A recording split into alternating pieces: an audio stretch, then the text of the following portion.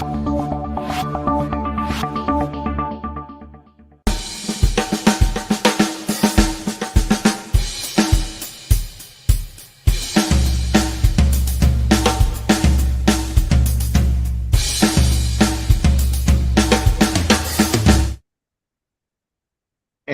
March 2020, two crazy guys got together and cooked up a very crazy idea called the Daily Huddle.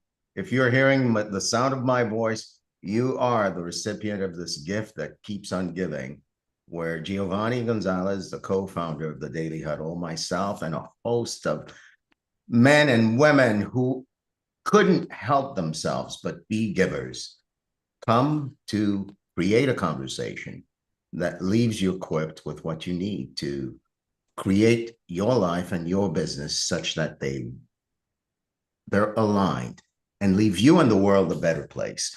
Today's guest is not unlike what I've just described. She's like kombucha, kombucha for your business. Bubbly, bold, and so good for your gut. Her name is Lorrie Thomas Ross. She's a marketing expert. She's a speaker. She's a founder. And her company is Web Marketing Therapy, where the prescription is very simple. Marketing should never make you sick. Lorrie's known as the marketing therapist. Her work doesn't just grow brands, it heals the humans behind them. She's a rare kind of CEO who will stage an intervention if you're becoming a danger to your own well-being and your bottom line. I'm proud to be here with you, Lorrie, excited to be with you. Folks, grab a journal, grab a cup of coffee. Let's engage in this conversation anchored in this question. What is the one thing you can do for your well-being? Lorrie, good morning. Welcome to the Daily Huddle. Good morning indeed. It's great to be here.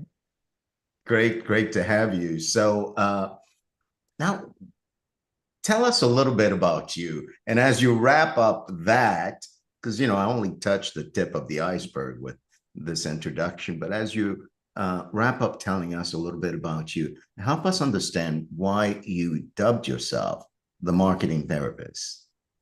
Great question. And I actually didn't come up with it. While I love to talk a lot, one of my ninja skills is being a great listener. And when I started my business in 2005, my clients who did not know each other, who were in different cities, different states, kept saying things like, "You're my marketing therapist." Things like, "I got to get on your therapy couch again because what you did last time was transformational." And all of these therapyisms kept coming up. And I thought to myself, they wouldn't just say this without having some reason. And so I sat on the idea of rebranding my company to marketing therapy. And it took me a couple years. I had people say, "Don't do it. It's nobody wants therapy." When you look at the meaning of therapy, it has a healing quality. And when we do invest in ourselves and being the best version of ourselves,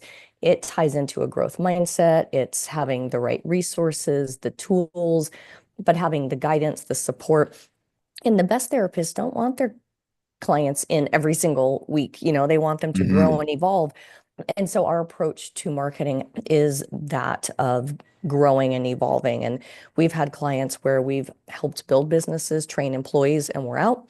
We've had big companies come to us where we signed huge NDAs because they don't want anyone to know that we're the ones behind the advisory, where they've got an amazing team and they say, "We're doing everything right. Now what?" And we come in and we spend weeks figuring it out, package it up, give them back, and they're like, "Great, we're good." No dependency.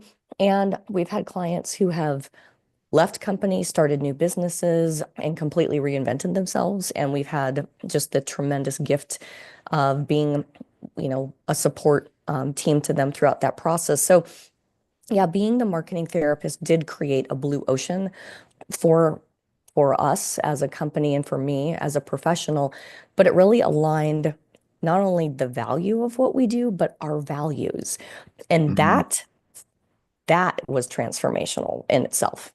Yeah. And so your clients are very lucky. Very few people who run a marketing agency traffic in the world where they say well-being is critical to the mix.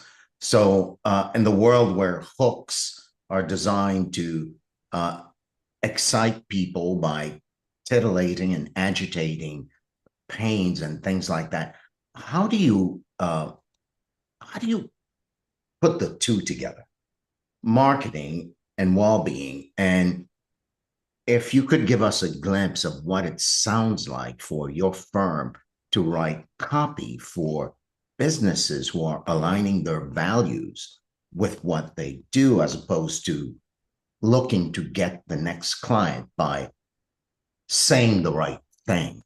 I don't know if I'm framing the question right, but I'd love You to get are. your take on it. It's, yeah, very clear.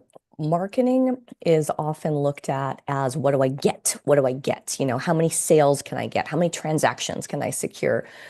And while the academic definition of marketing still is on Google and through the dictionaries today is more of pushing products and services, the actual word of pushing products and services, where having spent years in the classroom teaching for UC Berkeley, UC Santa Barbara, students would have this stress and anxiety about marketing, and we'd break it down. And a lot of times that fear and anxiety comes from this old school idea that marketing is pushy. It's like, kind of used car salesperson idea, if you will, where instead looking at marketing as what can you give? What can you help your audience understand? And that simple question, how can you help your ideal audience? How can you serve them? And the answers would start to emerge, which would tie into, let's just say, for example, I had, I feel the therapy happening right now. right? It's Thank happening you. to me right now. I'm like, ah, yes. What can I give? What can I give? Yeah, It's so instead of happening, Lori. pushing, It's happening as you yay, speak. I love it. I love it. And so I remember one time in one of my classrooms, it was in San Francisco for Berkeley Extension. I had a student raise her hand and she said, we're an all organic winery. Our founders traveled to Europe. They fell in love with the all natural winemaking process. They wanted to bring that back to California. And we pulled up the website in front of the whole class.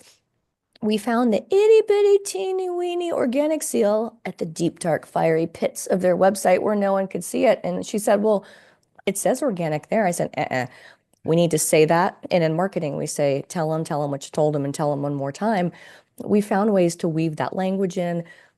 The student went back and she captured the story of the founders and why they do what they do. The Simon Sinek TED Talk from, I think, 2010 of Start With Why. And their why began to come clear.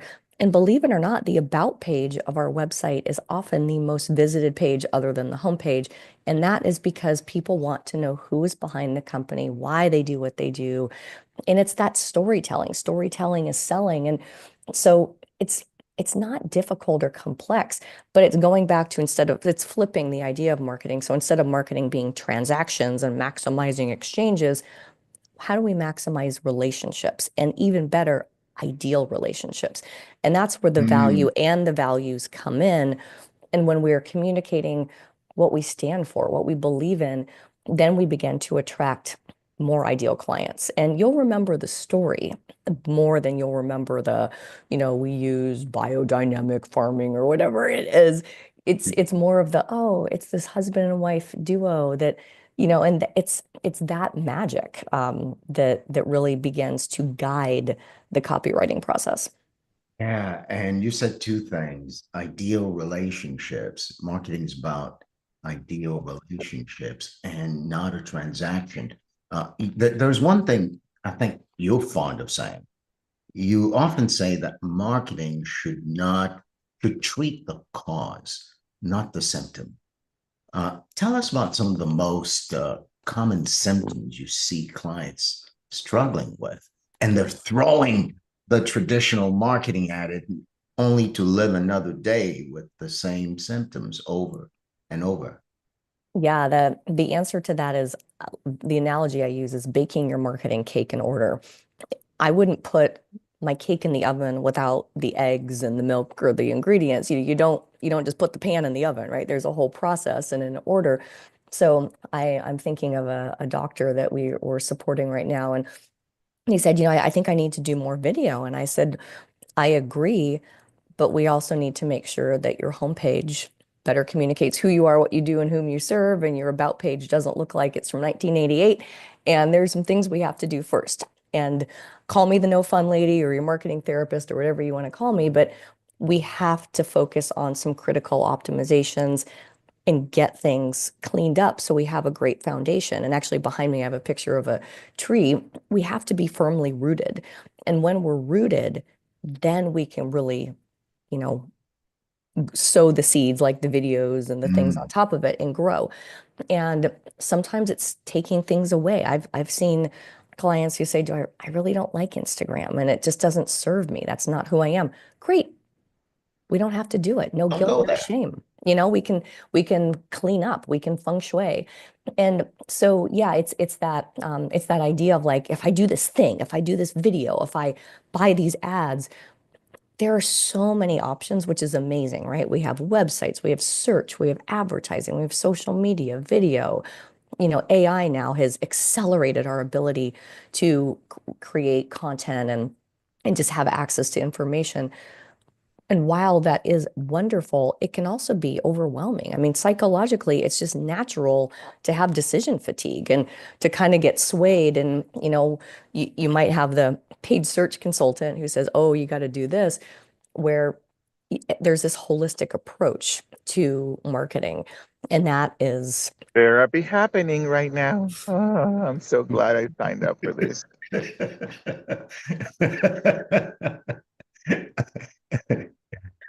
So, Gio, I have decision I'm gonna fatigue pull right out now. the couch. I'm bringing Gio with me everywhere I go.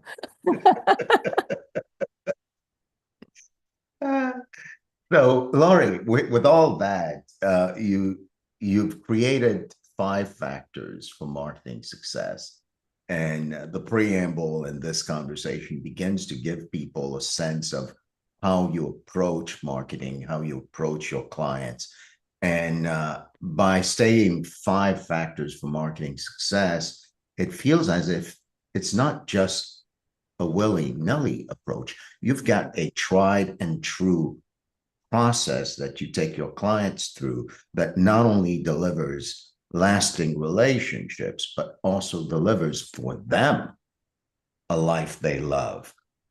Tell us a little bit more about the 5 factors. Yeah, real quick, credibility, know, like, and trust. Usability, if people can't use your stuff or figure out where to go on your website or blog, they're not going to do anything. Visibility, hiding out behind your computer isn't going to get you anywhere. You need to be out there, social ads, whatever it is. And there's no right or wrong answer. It's just being visible. Sellability, why you versus the competition? What is it about you that's unique? And this is where you're voicing your value and values. And often testimonials come into play, reviews. And the last piece of the puzzle is scalability. We're not spending time and money and energy on marketing, we're investing. And when we're thinking about not just the 5 minutes or 5 hours, but the 5 years, then we're having a bigger growth mindset. And it helps leaders make more intelligent decisions so that we're sustaining our businesses. Yeah. So you went through these 5 factors a little bit fast, and I think Gio might be going, oh, I don't feel the therapy. No, I'm good. And I love for you to go over them when we're done. Yeah, for sure. So, go over them this way. People hear these 5 factors that sound so logical, Lorrie.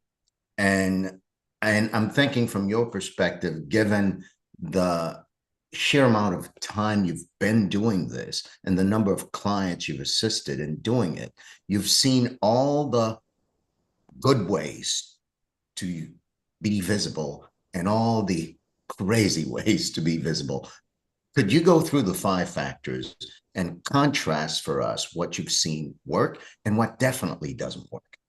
for sure. So, with credibility, which we lead with, is the know, like, and trust factor. It's design. It's how we show up. If I came on to this interview today, I was like, You would not be able to follow me. You would be nervous. You would be uncomfortable, right? So it is our job to make our current and prospective ideal clients feel comfortable. And that's where the credibility comes in. Clear language, easy to understand language, perhaps testimonials, professional design. Photography is coming in as a piece of the credibility puzzle. For those of us that want to go the extra mile and build an even deeper connection, we're seeing video come in more and more. And it doesn't have to be fancy, expensive video, but just bridging that gap where uh, part of my work is speaking. And so if someone is looking for a speaker, they're able to watch my videos and get a feel for who I am, how I sound, to see if there is alignment. And often when I get those leads, they come in pre-qualified because they've already read my speaker sheet, they've seen the topics I speak on, and they listen to a video or two. And so I've completely minimized my sales closing process just through some best practices. The usability part is often overlooked, and that's understanding how people use our site. We have data, we have Google Analytics for free at our fingertips. If we want people to click or to learn more, we need to have buttons that look clickable, and we need to have learn more be visible. And if there's things in navigation, like, gosh, we have such great testimonials, well, no one can see them. Keep your testimonials page, but pepper those testimonials bit by bit throughout the website. There's creative ways to have people engage. And the reality is we all don't take the same path online. So finding ways to repurpose content, creating better user experiences, and being super mindful of our mobile experiences. And we've helped clients often pare down websites where we make it, even if it's a big site, make it seem more user-friendly and less intimidating. And with visibility, it's having search best practices, making sure that your site gets searched and found, using the power of social media, tapping into that, and posting. I see a lot of very neglected social media pages where there haven't been posts since 2022. And that actually multitasks not only as visibility, but for credibility. And what we forget sometimes is that impression of we don't care. And that's not what the client's intending to do or what the company or the leader is intending to do. But having just that consistency of content. Advertising. I mean, my Yeah. gosh, so what we have at our fingertips to target, to track. And advertising isn't for everyone, but that's also an amazing component. And the sellability is copywriting, it's testimonials, it's reviews, and what are ways, oh my gosh, I forgot about email marketing for visibility. So many times I see beautiful, beautiful email content, but then that may only hit on average 20 to 30% of the list. Can we repurpose that content for search optimization, for social media posts? I love to work. Lorrie, Mhm. can you pause a little bit on visibility? There's something that's hitting me right now. When you say visibility, many people may be thinking, as in the founder of the company, the CEO of the company, needs to be visible, as in showing their face all over social media. Uh, how do you help your clients create visibility that includes them, where they don't have to struggle with, oh God, man, I don't like showing off that way, or something like that? Yes, and that's a very natural, very, very natural thought is I don't want to seem braggadocious or I don't want to seem, annoying to my audience. And so when we help clients with their personal brand, helping the leaders show up and represent themselves and their organizations, we look at getting very clear on their expertise and then their personality. Some of our clients don't fit with video. They don't show up and always say the right things. They may need to think about things more. They might be more comfortable talking with the writer and having it more organized that way, or getting some media training before they do more podcasts or interviews. But understanding the personality is so important and what feels more aligned. Sometimes it's writing, sometimes it's I'm nervous about video, and so it might have a little bit of support to get past that comfort level. Introverted, extroverted, serious, funny. I'm very irreverent and I don't hold back. And so my voice is going to be very different than someone else's. And it's it's the expertise, it's the personality, and then also the style. And the style is the branding. It can also be things like fonts. It can be the photography is a piece of it in putting all of that together. And what I like to remind leaders that, anyone can be an expert, but the difference between who is an expert and who is an authority in the word authority is the word author. And it's simple things like posting to your LinkedIn, having your about section optimized, but not doing it alone. And that's a critical piece too, is that we don't have to do it all ourselves. We love to support leaders. So they talk, we type, and that is essential for accountability. How do we get it all done? By not doing it all ourselves. And you do what you do best, you have others do the rest. And so in the visibility piece, I'm so glad you asked because leaders do need to tap into the power of their personal brand. And it doesn't just, fall on the shoulders of the leader or the leaders, but the company themselves. We find in analytics, especially with lawyers, doctors, there's so much searching for lawyers in particular at firms. So we're getting on the phone and we're optimizing an entire team's LinkedIn profile and creating that presence because all of that powers up to support the visibility of the organization. Yeah. So I think we touched on all of them. Did we skip one of the five factors? The scalability. Yeah. Yeah, the scalability. And that's always looking at, I liken it to never putting your feet up on the desk and going like, oh, I'm done. We're never done. Having that growth mindset of, where am I going to go? Last year, I made a very clear intention to myself and my team that I was going to be more visible. I was going to make it more of a priority to be at conferences, to do more interviews, to do more, even with my Instagram. And thankfully, we have a brilliant photographer at our agency who's delightful to work with. And we're able just to quickly collaborate. And just recently, I think it was a matter of 40 minutes, we were in and out and we knew what we wanted to shoot and we worked together so well.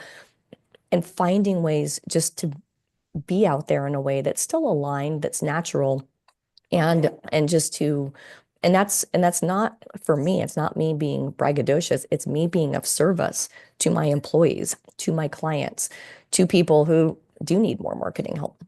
Yeah. Yeah. So Jill, you are back and I'm inviting you to come onto the couch.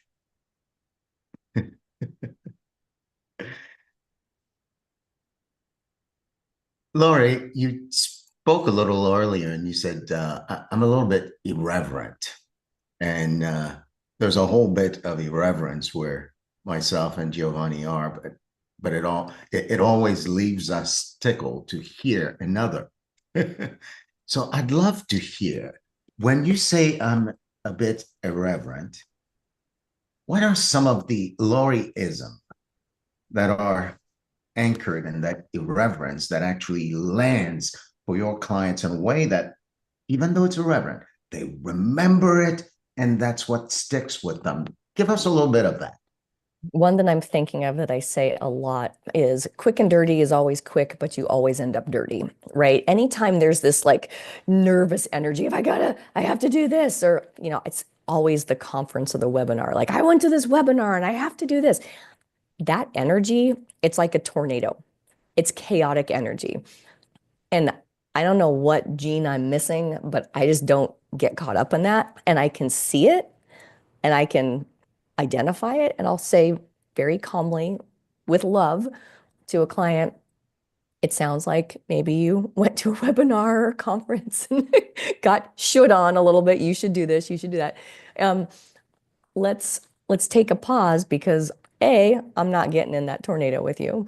And B, anything we do from a place of chaos is going to end up in this dirty, more mess to clean up kind of space. And that is being of service. Clear is kind, right? Leading with love. It's love for my clients. And I also know my worth. And so I don't fall victim to that, like, the client wants to. I stop, I pause, I listen, I understand, I respect, right? But it's really important to be of service. And sometimes being of service may not be saying yes, or may not be saying yes immediately, and just helping get the client recalibrated so they're making logical decisions from a place of rationality, calm, strategy. Man, thank you, Lorrie. Gio, we've got about 4 minutes left. I've got a couple more questions to ask Lorrie, but I'd love to hear from you, brother.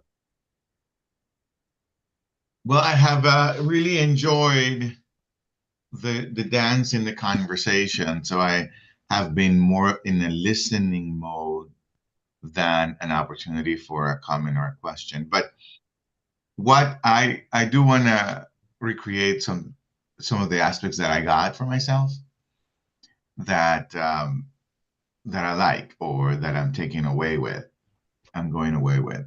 One of them is calm down.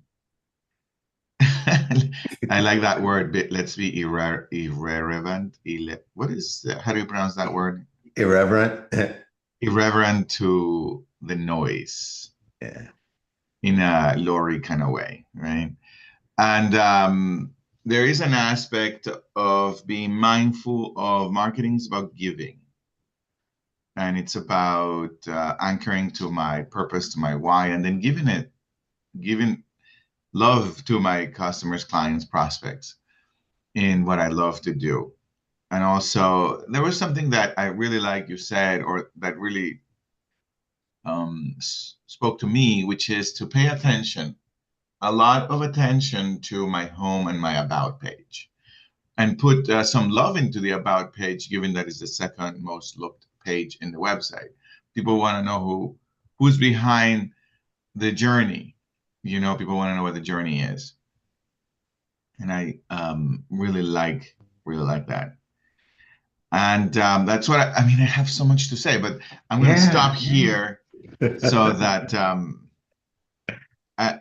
and the therapy aspect that I want to talk about that you do bring, Lorrie, is that in the calmness you bring, you do bring me back to why did I start my business? Why do I do this? In the calmness you bring, like, why do I do this anyway? Oh yeah, I want to do this because I want to give. I want to do this because I want to be a contribution. Oh, well, how do I get it to the most number of people? Yeah, let's do that. Let's make that fun rather than chaotic. I got to do it now, and I got to meet my quota, and I got to meet my quarterly goals, and then I'm doomed. Rather than than the noise that normally comes with a business. Thank you, Gio. Thank you. So, Lorrie, just as we wrap up, I'd like to ask you a couple of fun questions, and then I'm going to ask you that question about your final words for us. Tell us very quickly, best marketing therapy moment you've had with a client. Gosh, there's been so many, and I'm usually really quick on these ones. If you can come back to me on another, like, there's so many. Okay. Gosh. I'll give you the next one. I think you like this one.